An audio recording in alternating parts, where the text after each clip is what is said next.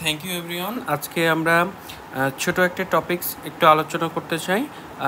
Medical ইমার্জেন্সির ভিতরে diabetes ketoacidosis এটা খুবই মোস্ট ইম্পর্ট্যান্ট একটা ডিজিজ, এবং এই ডায়াবেটিস কিটোঅ্যাসিডোসিসের পেশেন্টরা নর্মালি আমাদের ইমার্জেন্সি ওয়ার্ডেই আলটিমেটলি দেখা যায়। তো ডায়াবেটিস কিটোঅ্যাসিডোসিস জিনিসটা আসলে কি এবং কিভাবে আসলে এটা তৈরি হয়, অর্থাৎ প্যাথোজেনেসিসটা কি, এই জিনিসটা যদি আমরা জানতে পারি তাহলে এর ক্লিনিক্যাল ফিচার অর্থাৎ কি নিয়ে একটা পেশেন্ট ডক্টরের কাছে আসবে এবং এর ডায়াগনোসিস এবং ট্রিটমেন্টটা কি হতে পারে এটা আমাদের জন্য বুঝতে সুবিধা হবে। তো আমরা যদি ফার্স্টে দেখি pathogenesis of diabetes ketoacidosis. Ketoacidosis that's mean বডিতে অবশ্যই কিটো অ্যাসিড তৈরি হবে, আর কিটো অ্যাসিড মানেই হচ্ছে কিটোন বডি।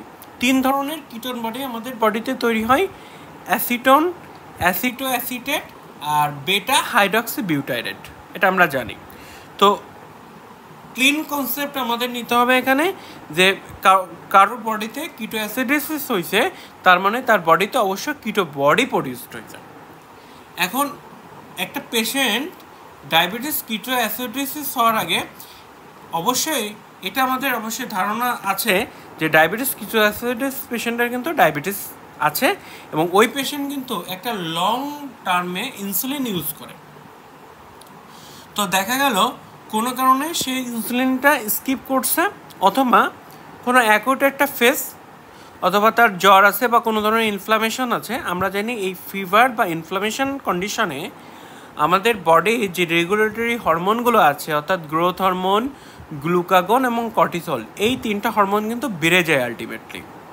তো যখন আমাদের বডির রেগুলেটরি হরমোনগুলো অনেক বেড়ে যায় তখন কিন্তু ইনসুলিন রেজিস্ট্যান্স হয়ে যায়, অর্থাৎ ইনসুলিন তখন কাজ করতে পারে না।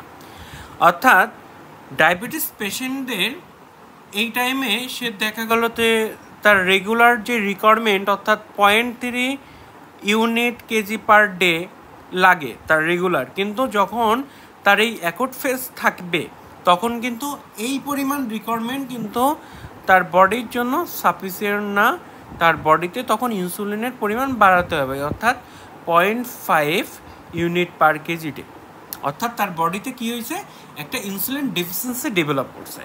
এখন কারোর বডিতে যখন ইনসুলিন ডেফিসিয়েন্সি ডেভেলপ করবে তখন কিন্তু যেহেতু ইনসুলিন কম, তখন কি হবে, আলটিমেটলি আমাদের ব্লাড যে গ্লুকোজ লেভেলটা এটা অনেক বেশি বেড়ে যাবে, এবং এটা এতটাই বেড়ে যায় সেটা রেনাল থ্রেশহোল্ডকে অতিক্রম করে। এখন রেনাল থ্রেশহোল্ড জিনিসটা কি, আমাদের যে কিডনি যেটা আছে, এই কিডনির যে ফাংশনাল ইউনিট অর্থাৎ নেফ্রন, এর একটা অপটিমাম লিমিট আছে, যেটা হচ্ছে একটা নির্দিষ্ট পরিমাণ ব্লাড গ্লুকোজকে অ্যাবজর্ব করতে পারবে, কিন্তু যখন ব্লাড গ্লুকোজ অনেক বেড়ে যায় তখন কিন্তু সেটা আর অ্যাবজর্ব করতে পারে না, এবং সেটা রেনাল থ্রেশহোল্ডের অনেক উপরে চলে যায়, এবং তখন কি হয়, এই গ্লুকোজটা তখন ইউরিন দিয়ে বেরোয় যায়, দ্যাটস কল্ড গ্লাইকোসিউরিয়া। এবং যখন গ্লাইকোসিউরিয়া কোষের পেশেন্টের ডেভেলপ করে তখন এটা কিন্তু অসমোটিক্যালি অ্যাক্টিভ সাবস্টেন্স অর্থাৎ ডাইউরেসিসের মতো কাজ করবে, অর্থাৎ আমাদের ইউরিন বলে, অর্থাৎ পেশেন্ট বেশি বেশি করে প্রস্রাব করবে, এবং পেশেন্ট যখন বেশি বেশি করে প্রস্রাব করবে তার ফ্লুইড লস তো হবে, সাথে সাথে ইলেকট্রোলাইটিক লস হবে। এটা একটা কারণ ডায়াবেটিস কিটোঅ্যাসিডোসিসের। আরেকটা কারণ হচ্ছে ইনসুলিনের একটা মোস্ট ইম্পর্ট্যান্ট ফাংশন হচ্ছে ইনসুলিন অলওয়েজ লিপিডকে তৈরি করে, অর্থাৎ লিপিড লাইপোজেনেসিস করে, কিন্তু যখন ডেফিসিয়েন্সি তৈরি হবে তখন কিন্তু লিপিড ভাঙে, অর্থাৎ লাইপোলাইসিস তৈরি করে। আমরা জানি যে আমাদের বডিতে লিপিডটা থাকে কিন্তু ট্রাইএসাইল গ্লিসারাইড হিসেবে, তো যখন এটা ভেঙে যায় অর্থাৎ লিপিড যখন ভেঙে যায় তখন কিন্তু গ্লিসারল অথবা ফ্রি ফ্যাটি অ্যাসিড তৈরি হয়, এবং এই ফ্রি ফ্যাটি অ্যাসিডটা তখন আমাদের লিভারে চলে যাবে, এবং লিভারে চলে যাওয়ার পরে এই ফ্রি ফ্যাটি অ্যাসিডগুলো পার্শিয়ালি অক্সিডাইজ হয়ে অ্যাসিটাইল কোয়ে তৈরি করে, এবং এই অ্যাসিটাইল কোয়ে থেকে পরবর্তীতে কিটোন বডি তৈরি হয়, এবং এই কিটোন বডিটা তখন ব্লাডে চলে যাচ্ছে। কিটোন বডি ব্লাডে মানে কি, কিটোন বডি মানে কিন্তু ওই আমাদের সেই কিটো অ্যাসিড আলটিমেটলি, অর্থাৎ এই 3টা সাবস্টেন্স কিন্তু বাড়তেছে, অ্যাসিটোন, অ্যাসিটো অ্যাসিটেট, বেটা হাইড্রক্সি বিউটেট। তার মানে আমাদের যে ব্লাডের যে কন্ডিশন অর্থাৎ এই যে কিটোন বডিটা এই কিটোন বডি কিন্তু বিভিন্ন জায়গায় যায় ডিপোজিট হয়, ব্রেনে ডিপোজিট হতে পারে, অথবা আমাদের মাসেল, সেটা স্কেলেটাল মাসেলও হতে পারে, অথবা কার্ডিয়াক মাসেলও হতে পারে।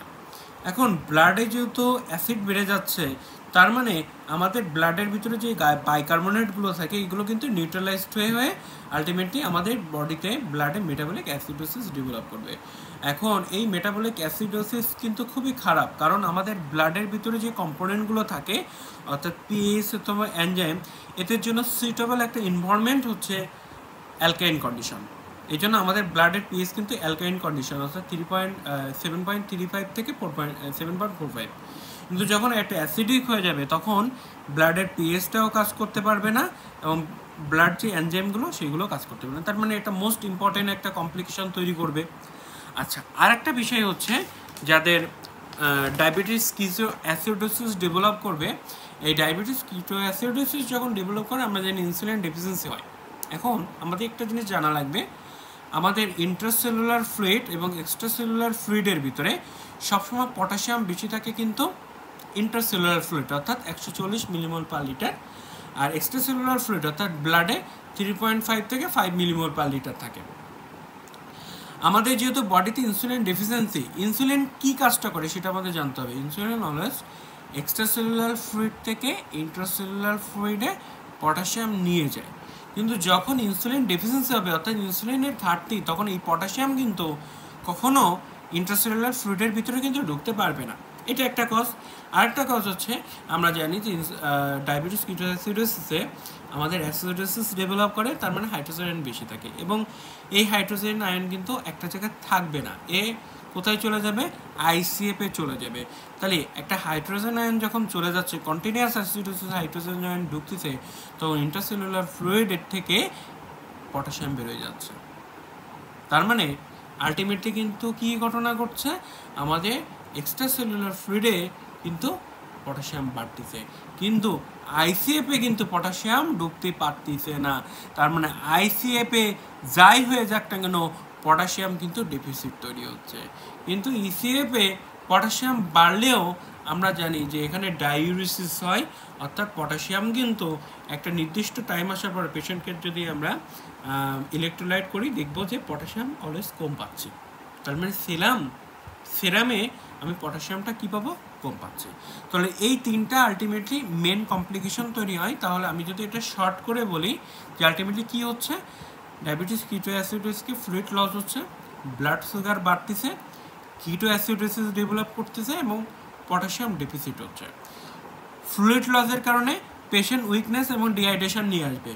কিটোঅ্যাসিডোসিসের কারণে অ্যানোরেক্সিয়া এবং বমি, পেশেন্ট বমি করবে, খায় অরুচি। আর বাদবাকি যেগুলো টিপিক্যাল ফিচার ডায়াবেটিসে যেগুলো আছে, পলিডিপসিয়া, পলিফেজি, এবং পেশেন্টের পালস বেশি থাকবে, বিপি কম থাকে, এবং ফ্রুটি অর্ডার নিয়ে আসবে। কারণ এক্ষেত্রে যে ঘটনা ঘটে ডায়াবেটিস কিটোঅ্যাসিডোসিসের ক্ষেত্রে পেশেন্টের ক্ষেত্রে কিটোন বডিটা বেশি থাকে, এবং মোস্ট ইম্পর্টেন্ট হচ্ছে এই অ্যাসিটোনটা আমাদের যে ব্রেথিং অর্থাৎ এক্সপিরেশনের সময় বেরোয়, এবং অ্যাসিটোনের কালারটা হচ্ছে ফ্রুটি অর্ডার, অর্থাৎ পেশেন্টের কাছে গেলে আমরা এরকম একটি গন্ধ পাবো, এটা ফ্রুটি অর্ডার। তো থ্যাংক ইউ। এটাই হচ্ছে ডায়াবেটিস কিটোঅ্যাসিডোসিসের প্যাথোজেনেসিস। Thank you all.